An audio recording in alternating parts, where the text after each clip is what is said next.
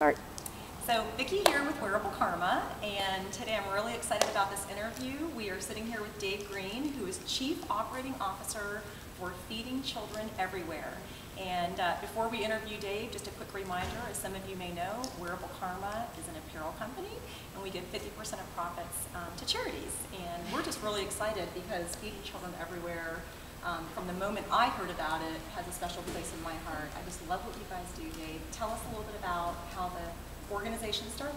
Sure, well, thank you. We certainly appreciate the partnership. Our organization, Feeding Children Everywhere, we basically started around Don and Kristen Campbell's kitchen table. And basically they started out by just feeding children in the neighborhood. And from there, they really started having awareness of, how many kids were going hungry. And then when the earthquake happened in 2010 in Haiti, the Campbells were, they already had a passion for helping kids that were hungry, and they realized that this was an opportunity, some way for them to try to help. So they participated with another organization to help send meals to Haiti. And really at that point, they just knew their calling in life was to help feed hungry kids. And so in August of 2010, they launched Feeding Children Everywhere. And to date, we've sent over 10 million meals around the world to hungry kids on 4 continents, including right here in the United States. That is wonderful. I love to hear that. And speaking of here in the United States, one of the things that really I thought was pretty impressive about the organization when I found out about it is it's not just an international, but you guys really focus on partners here in Central Florida, right? Right, absolutely. So in January of this year, we actually really just felt like we had to do something. We were hearing so much about the need here in the United States, and so we did a pilot program with the Orange County school system here in Orlando, and we put meals in 38 schools, and it was really just a test to see, how much was the need, and was the meal going to be received well? It's a healthy lentil casserole, and we wanted to make sure that the program would work. Well, within a week, 2 weeks, we started having schools that we had sent meals. They were already calling us back, asking us for more meals. So we knew the program was something that was really needed here in the United States. So really since January of this year, called a little bit over 11 months, we've actually sent about 5 million meals to crisis food pantries and public schools all across the United States. That is amazing. Tell us about the 25-cent casserole. What is in it? Yeah, so it's a lentil casserole. It consists of lentils, dehydrated vegetables, pink Himalayan salt, which is really there because the amount of mineral content in the salt, not only does it provide excellent flavor for the meal, but it adds a great nutritional component. And then there's also rice. The rice is important because combined with the lentils, it gives the body the whole cycle of amino acids that it needs. That is awesome.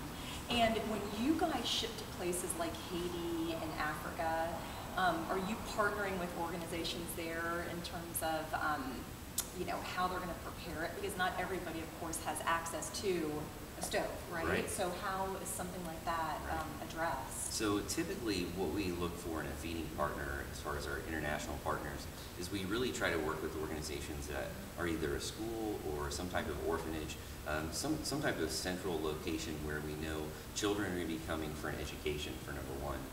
But those areas that they typically have some sort of facility where they're able to prepare their meals. But for us, it really ties into the educational component because we believe that the real key to sustainability in those communities isn't just to drop off food, but if we can help support the education system that's there, then we know that 10 years down the road, 15, 20, that we will educate a culture to a point that perhaps they're not still relying on food because they've been able to kind of educate themselves out of poverty. Yeah, I'm glad that you brought up that point because just recently I was listening to an interview online of this guy who wrote this book, When Helping Hurts, and it's basically about, have you heard about that? Right. When mission groups go in and they help for a week or two, but they don't really consider, the long-term support of the community. But it sounds like you guys have thought even that through. Right. And I think that's wonderful. So you're thinking ahead 10, 20 years, and what it's going to look like, in terms of support. Yeah, and we have a vision, and sometimes people call us naive, but we dare to dream big. And our vision is that, by the year 2020, that we'll at least be able to provide sustainable access to food all across the globe.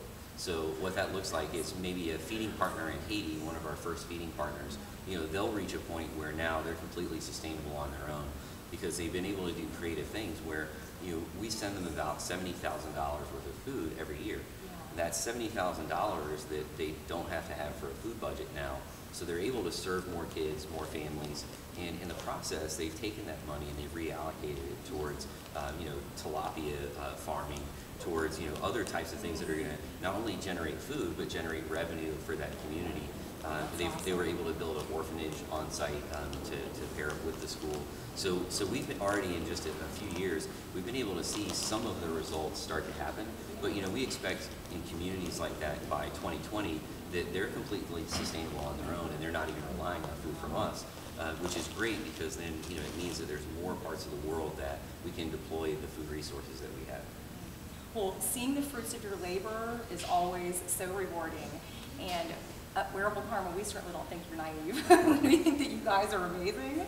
And I'm just really excited about partnering with you. I mean that from the bottom of my heart because I just believe in the concept and I love how you guys engage the local community in the packing events, and it's just very fulfilling. And so, Dave, invite anybody to come out and join you for an upcoming event. Sure, definitely. Go to our website. It's feedingchildreneverywhere.com. If you go to feedingchildreneverywhere.com and just click on upcoming events, you can see our calendar of events all across the United States. And we'd love to see everybody out to volunteer at one of our events. They're a lot of fun, and you really get to make a meaningful difference because you get to package the meals hands-on and really then even track where the meals are going around the world. You know exactly where that meal is going to end up. Right. That's a great thing. And well, thanks for joining us. Sure, appreciate your time. Thanks everybody for watching. And just remember that if you go to wearablekarma.com and you buy something, when you check out, you can choose Feeding Children Everywhere as the organization of your choice that's going to receive the profit. Thanks, and see you guys next time.